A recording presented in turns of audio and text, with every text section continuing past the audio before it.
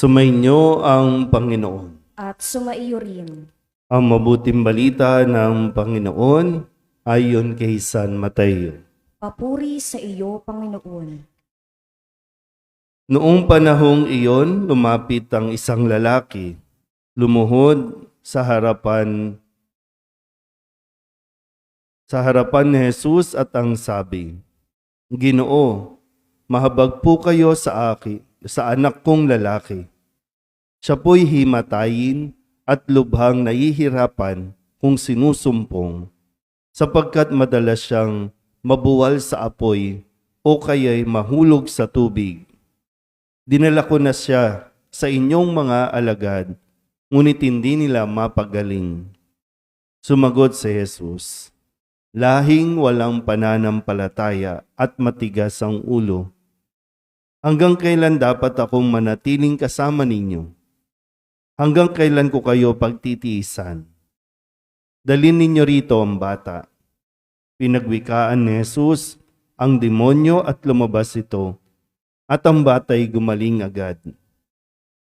Pagkatapos ay lumapit ang mga alagad kay Jesus at nagtanong ng walang ibang nakaririnig, "Bakit hindi po namin mapalayas ang demonyo?" Sumagot siya, "Dahil sa kaliitan ng inyong pananalig.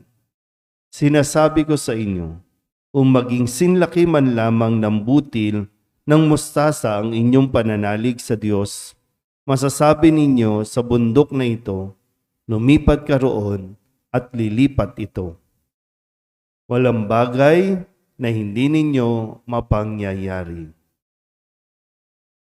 Ang mabuting balita ng Panginoon. Pinupuri ka namin, Panginoong Jesucristo. Isang mapagpalang umaga po sa inyong lahat.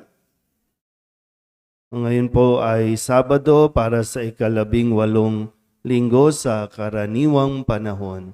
At sa buong linggong ito, tayo po ay pinaalalahanan muli ng kahalagahan ng pagtataglay ng pananampalataya. O kaya nga, kailangan natin lagi suriin yung atin pong lalim, no, ng ating pananampalataya. Kung lalo tigit sa mga panahon na tayo po ay sinusubok o sa mga panahon na tayo ay may problema. Dito natin mas kailangan pairalin ang pananampalataya sa Diyos. Ano bang mga pinaalala sa atin ni Jesus sa buong linggong ito? Simulan natin nung Lunes, ang pananalig o pananampalataya na ipinakita sa atin ni Jesus sa pamamagitan ng pagpapakain sa napakaraming tao. Sabi po doon, kinuha niya ang 5 pirasong tinapay at 2 isda, tumingala siya sa langit at nagpasalamat sa Diyos. At mula roon sa mga pirasong tinapay at isda, nakapagpakain ng higit 4,000 o 5,000 katao. Dahil lamang sa pananalig na ipinakita at pinamalas ni Jesus sa Diyos, na nawa nakita ng mga alagad. Nung Martes naman, nang ang mga alagad po ay nasa laot at sila ay hinahampas ng malakas na hangin at alon, dahil nga sila'y pasalungat sa hangin, sila po ay sinundan ni Jesus at ang akala nilang multo ay si Jesus pala. At kanyang tinagubilinan ang mga alagad na huwag matakot. Si Jesus ito. So, sa mga panahon na tayo ay talagang hinahampas ng mga problema, mga pagsubok, lalo tigit, alalahanin natin, manalig lang tayo lagi kay Jesus dahil tanging si Jesus ang mayroong kapangyarihan para mapanatag o panatagin ang lahat ng bagay. Noong Miyerkules naman, yung Kananeyang babae na lumapit sa kanya, ipinamalas nito ang pagpapakita ng isang pananampalataya na kahit hindi siya kabilang sa lahing pinili, pero nanalig pa rin kay Jesus. Yan nga yung atin po, no, na sinasabing hindi natin pwedeng i-claim na tayo lang ang maliligtas. Dahil kahit sino, Katoliko man o hindi, basta nananalig o nagsasabuhay ng pananampalataya kay Jesus, walang imposible. Kaya sabi niya po dun sa babae, napakalaki ng iyong pananalig. Mangyayari ang hinihiling mo. Sabihin niyo nga po ulit, pananalig. Nung Huwebes, ang sabi naman sa atin, no, ang taong labis na nagpapahalaga sa buhay ay siyang mawawalan nito. Ang taong labis na nagpapahalaga sa buhay ay siyang mawawalan nito. At nung Biyernes kahapon, pinaalala ulit ni Jesus sa mga taong gustong sumunod sa Kanya o gustong maging alagad. Ang sabi niya, kung ibig ninyo mang sumunod sa akin, limutin ang ukol sa sarili, pasanin ang krus, at sumunod sa akin. 3 panuntunan na dapat na magkaroon tayo ng self-evaluation. Kaya ba natin ito? O gusto ba natin talagang sumunod kay Kristo? Bakit nga ba tayo sumusunod? Dahil ba siya sa mga himala? Dahil ba sa mga pagpapagaling?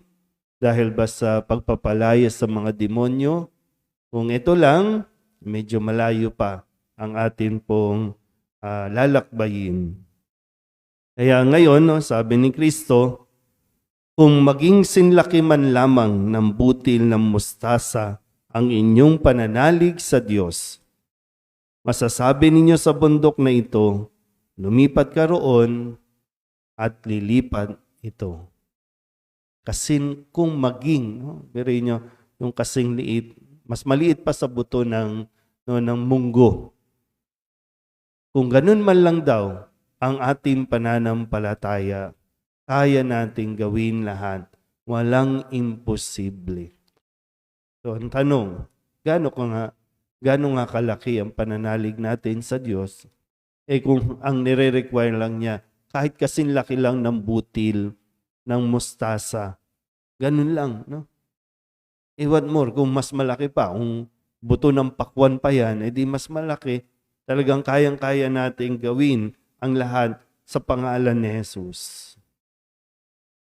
Kasi pwede tayong makagawa ng maraming bagay. Pero kung dito nga sa ating ebanghelyo, hindi mapalayas yung demonyo doon sa bata dahil nga ang unang-una, no, na requirement sa atin, taglay dapat natin ang pananampalataya. So, gaano ba kalaki ang inihiling ng Diyos sa pananampalataya? Kasi laki lang ng butil, ng mustasa. Kaya mahalaga po lagi, no? Sana po maging bahagi ng pagkatao natin sa pang-araw-araw ang salita ng Diyos.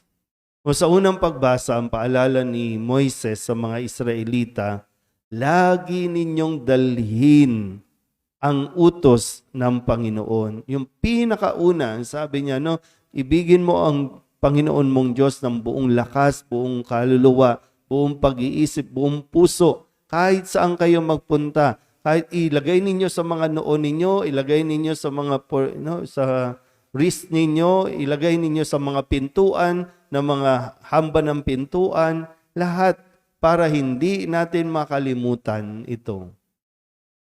Hindi ko alam kung ano yung mga favorite verse nyo na pinaghuhugutan ninyo kapag kayo ay pinanghihinaan. Marami kayong pinopost sa mga social media account ninyo, no? Pero nandoon ba lagi ang salita ng Diyos na nagpapaalala sa inyo para hindi kayo panghinaan? Kuha lang kayo kahit isa lang, no? At kumbaga, ito yung inyong maging mantra. Sabi nga dito, no? Sabi nung lalaking, Ginoo, mahabag po kayo sa akin. o sa aking anak. At paulit-ulit, kung ito lang yung ating dadasalin din, Jesus, anak ni David, maawa kayo sa akin. Uulit-ulitin mo lang yan, lalo tigit kapag ikaw ay pinanghinaan, nagiging mahina, no, sa mga tukso, sa mga problema, ito yung magpapalakas sa iyo. Tatandaan mo lang. Kaya sana, no, sa mga kabataan na naririto, mag-memorize lang kayo ng favorite verse ninyo, no, sa Biblia. Malaking bagay ito. Malaking tulong ito para mas mapalalim, mapalago ang ating pong pananalig at pananampalataya sa Diyos. Amen.